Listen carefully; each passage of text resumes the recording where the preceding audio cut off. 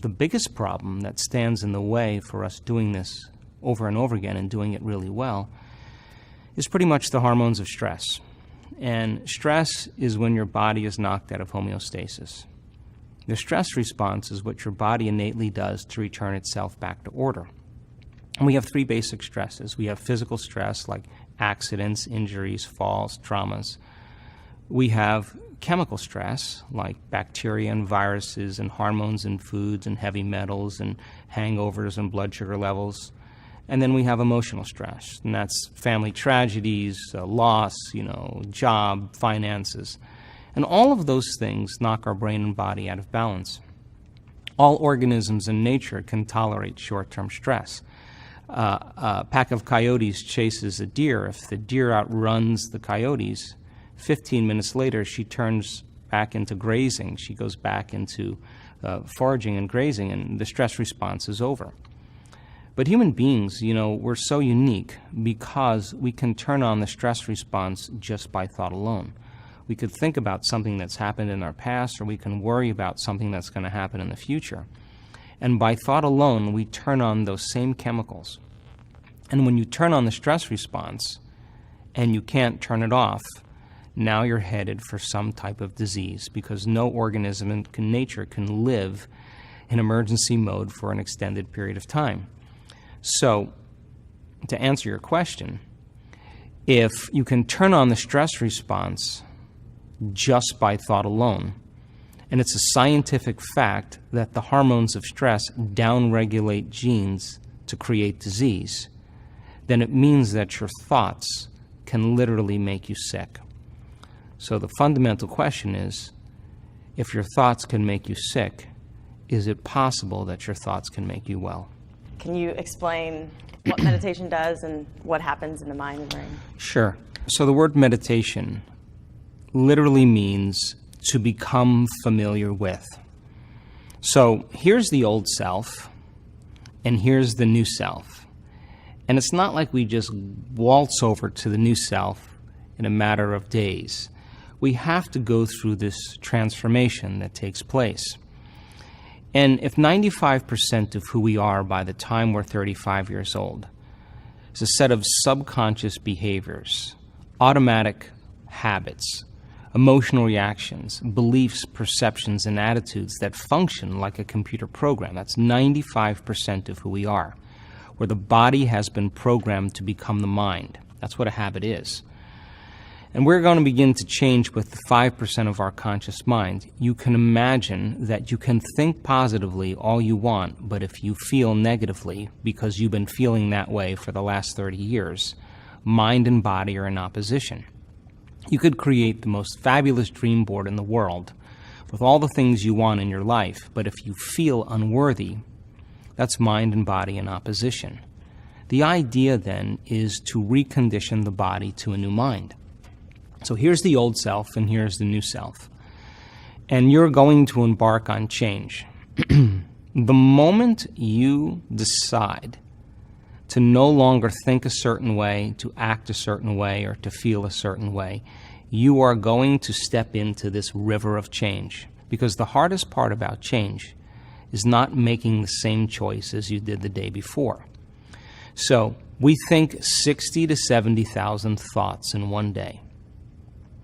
Out of those 60 to 70,000 thoughts that we think in one day, 90% of those thoughts are the same thoughts as the day before. Now, the same thoughts always lead to the same choices. The same choices always lead to the same behaviors. The same behaviors create the same experiences, and the same experiences produce the same emotions. And those emotions drive our very same thoughts. And our biology, our neurocircuitry, our neurochemistry, our neurohormones, and even our genetic expression stays exactly the same. So now, there's a principle in neuroscience that says that nerve cells that fire together wire together. If you keep thinking the same way, keep making the same choices, keep demonstrating the same behaviors, keep reproducing the same experiences that stamp the same networks of neurons into the same patterns, all for the familiar feeling that you've grown accustomed to called you, then you begin to hardwire your brain into a very finite signature. And that finite signature becomes our identity, almost like a box in the brain. There's no literal box in the brain, but it's the most commonly fired, neurologically wired set of thoughts, behaviors, and emotions that's acquired through frequent repetition. So how you think, how you act, and how you feel is called your personality. And your personality creates your personal reality. That's it. So then, if you wanted to create a new personal reality, a new life, you'd have to change your personality, which means you'd have to start thinking about what you've been thinking about and change it. You'd have to become aware of your unconscious habits and behaviors and even what you say and modify them. And then you'd have to look at those emotions that keep you anchored to the past and decide if those emotions belong in your future. So most people try to create a new personal reality as the same personality, and it doesn't work. We literally have to become someone else. So the word meditation then means to become familiar with. So if you're sitting in a meditation and you're observing the thoughts that have been going on behind the scenes of your awareness because you've been too distracted by your external environment, and now you're becoming conscious of your unconscious thoughts, and they're becoming familiar to you, now you're in a meditation to know thyself.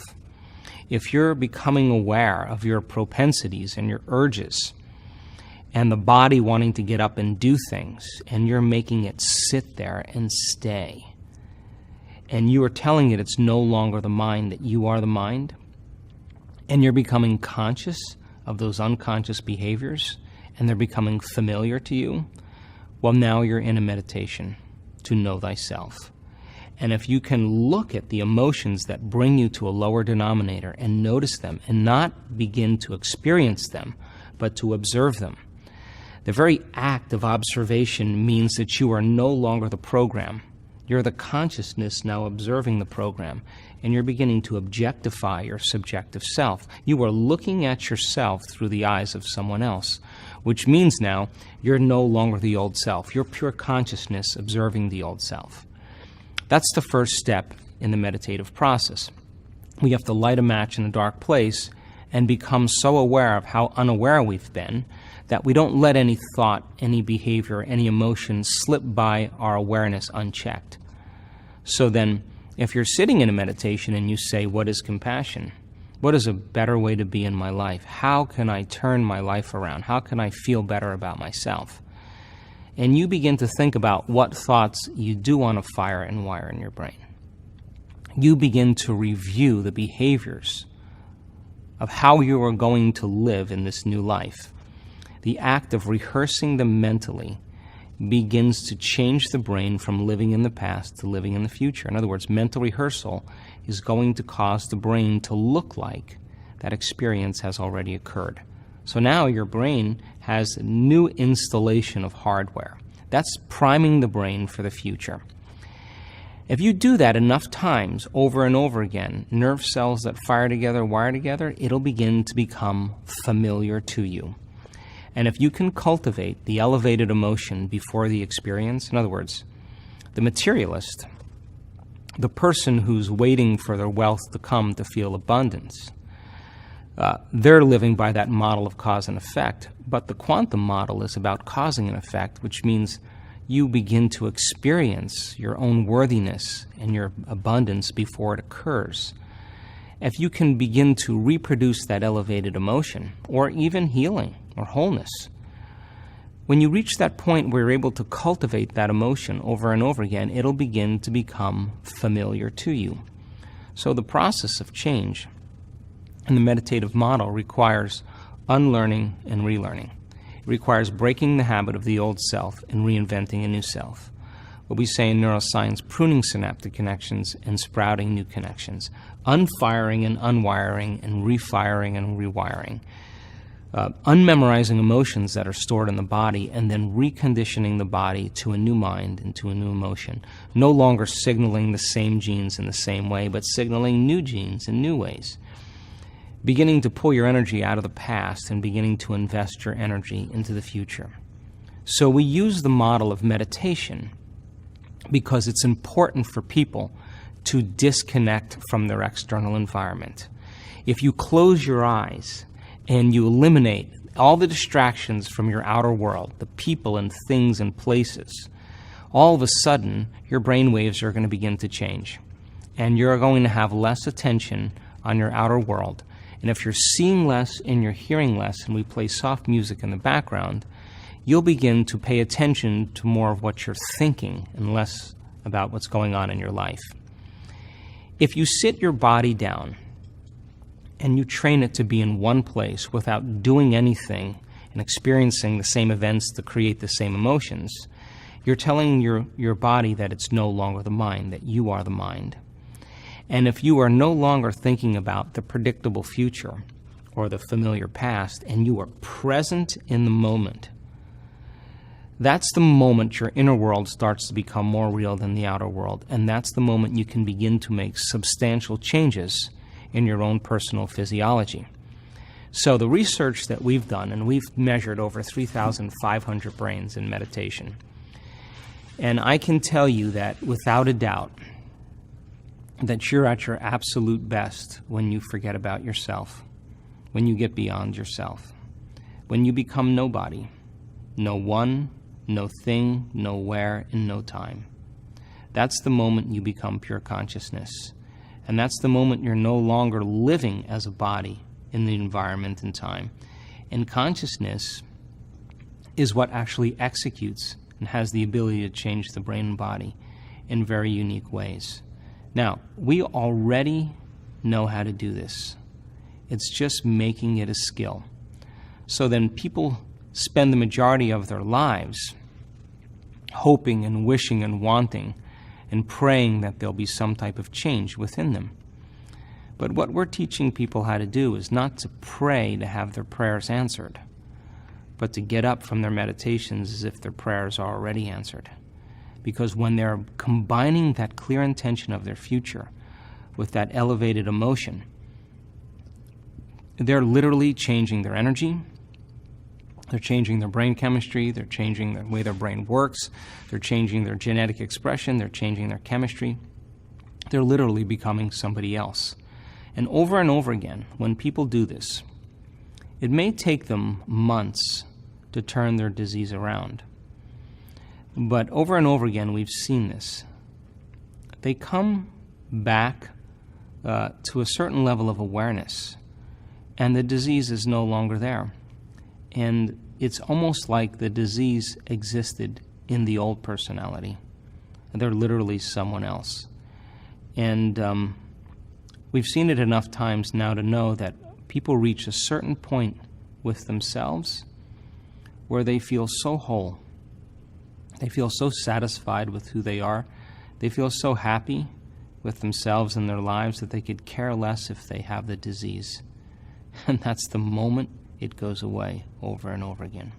So the other thing about meditation that's so important is that the purpose of meditation is to get beyond the analytical mind. Now, what separates the conscious mind from the subconscious mind is the analytical mind. And when we're driven by the hormones of stress, the very cocktail of chemicals that are created from those stress responses begin to cause our brains to become overly analytical. So the problem that most people have is that the moment they're in an emotional reaction, they tend to analyze their life within that emotion. And since that emotion is a record of the past, and the stress hormones are causing you to believe that your outer world is more real than your inner world, it drives the brain further out of balance. And so when you're under stress, you're focusing on objects. You're narrowing your focus on things, on people, on your environment, because that's where the danger is. You're preoccupied with your body because you believe that you're your body when you're under stress, because in antiquity you had to survive by taking care of your body. And you're preoccupied with time. So living by the hormones of stress causes us to focus on three things: the environment, our body, and time. And we begin to become materialists, and we define reality with our senses. So as we narrow our focus on things and objects, and we begin to believe the outer world is more real than the inner world, and we're trying to predict the future based on the past, we get in trouble because the brain gets more and more out of balance. So when the brain is receiving all these chemicals, it moves into a super aroused state. And that super aroused state then becomes common for most people, but it's like driving their sports car in first gear on the freeway. They stay in the state for extended periods of time. So then, when your focus is narrowed in objects and things and people, the danger is that the brain gets locked into this high state, super aroused state, and begins to become very conditioned into believing that what's in front of it is the real world. So why would you take your attention off of your external environment if there's a predator around the corner? Why would you open your heart and trust if you knew that there was danger there? Why would you want to learn when you should be running or fighting or hiding? And more than 70% of the time in the Western world, people spend the majority of their time living in stress. So it's the redundancy of that process that causes different networks of neurons to begin to compartmentalize. They begin to subdivide. And as the brain begins to become incoherent and begins to become out of balance, when our brain is incoherent, we're incoherent. And when our brain isn't working right, we're not working right. At the same time, the heart, which has its own little brain in it and its own little intelligence, begins to function incoherently as well. And the effect of that is it begins to send very aberrant signals to the body. So then in meditation, when you disconnect from your environment, when you get beyond your body and you transcend linear time, and the inner world starts becoming more real than your outer world, the moment you forget that you're a name, that you're a gender, that you're a wardrobe, that you're a social security number, that you're a profession, that you're married, that you're single, that you're a vegetarian, the moment that you forget about who you are, your identity, your body, the things you own, the place you live, the place you're sitting, and you forget about time, all of a sudden, it's almost like the ego, the personality, is vacant. And when that occurs, all of a sudden, different compartments of the brain that were once subdivided begin to synchronize. We've measured this over and over again. And what syncs in the brain begins to link in the brain. So as different compartments and communities of neurons and neighborhoods of neurons begin to organize into coherence, into orderliness, you start feeling more whole and more like yourself. At the same exact time that we've seen this occur, all the energy that's sitting in the survival centers begins to move right up into the heart, and the person begins to fall in love with the moment. They feel connected to something greater. When we live by the hormones of stress and we're determining our reality with our senses as materialists, we experience separation from possibility.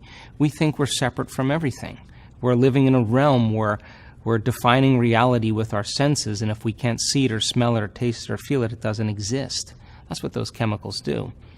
But when the energy moves into the heart, it begins to produce a profound magnetic field. When you're living by the chemicals of stress, you're drawing from this vital field around your body, and it's turning into chemistry, and the field around your body begins to shrink. We've measured this, and now you become more matter and less energy, more particle and less wave. Now, this is the problem. When people are matter trying to change matter in their life, and it takes a certain amount of time to get what they want because they have to drag their body through space over and over again to finally reach their goals. They try to force the outcome. They try to predict the outcome. They try to control the outcome because instinctively they're matter trying to produce an effect in matter. When that energy moves into the center and the field around your body begins to expand, you're no longer taking from the field, you are now contributing to the field. When that heart starts to get coherent and starts getting rhythmic and starts getting organized, it's like dropping a pebble in water. It's producing a wave. And if you can sustain this state, you're dropping pebble after pebble after pebble. and it's creating waves that keep going out. You're sending a signal out into the field.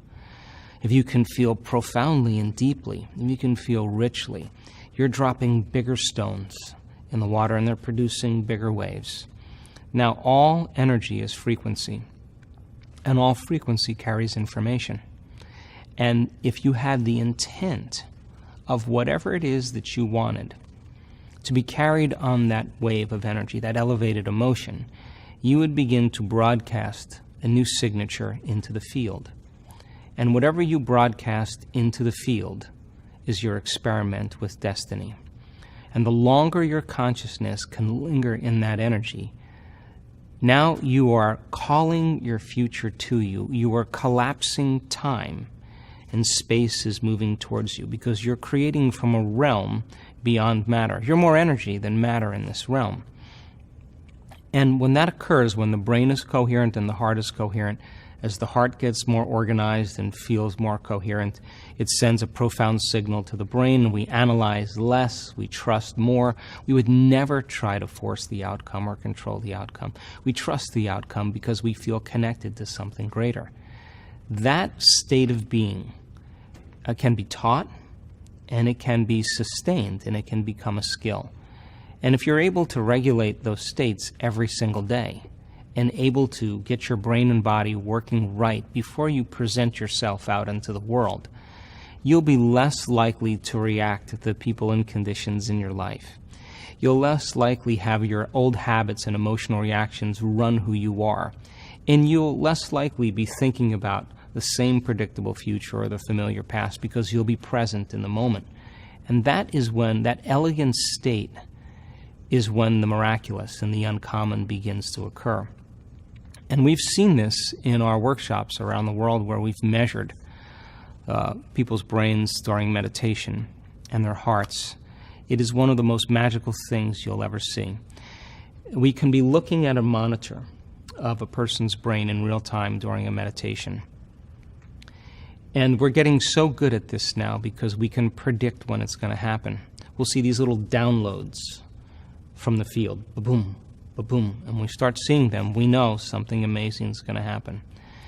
And if we can look at a three-dimensional picture of the brain, all of a sudden we see the front of the brain talking to the back of the brain. We see the right side of the brain talking to the left side of the brain. We see different compartments of the brain beginning to synchronize. And when we start seeing that, we know that person is about ready to move into a whole brain state. The union of polarities is love. The two hemispheres coming together, the polarities, the duality of the two hemispheres uniting as one is love. It's when we start having that energy land right here at the center of oneness, the center of wholeness. The brain gets organized, the heart gets organized, and when we see that occurring, we can walk around and look at that person, and there are tears of joy running down their face because they are connected to something greater. And that intelligence that's giving us life, that's keeping our heart beating and digesting our food, that runs through the autonomic nervous system, it is the greatest healer in the world. All we have to do is get out of the way. And when we get out of the way, the operator, the tormentor, the personality who's instructing the body to stay in its limited states, once you're nobody, no one, no thing, nowhere, and no time, and the operator's gone, the autonomic nervous system begins to create order where there's disorder. It begins to do what it can do so well, which is create homeostasis and balance. It can begin to change chemistry. It can begin to change genes. It could begin to change neurological patterns. It could begin to move energy in the body. And the person always says the same thing. I didn't do any of the healing. It was the power within me that did the healing all along. All I had to do was just get out of the way. And so I think that we could only talk around these things, that you have to have the experience.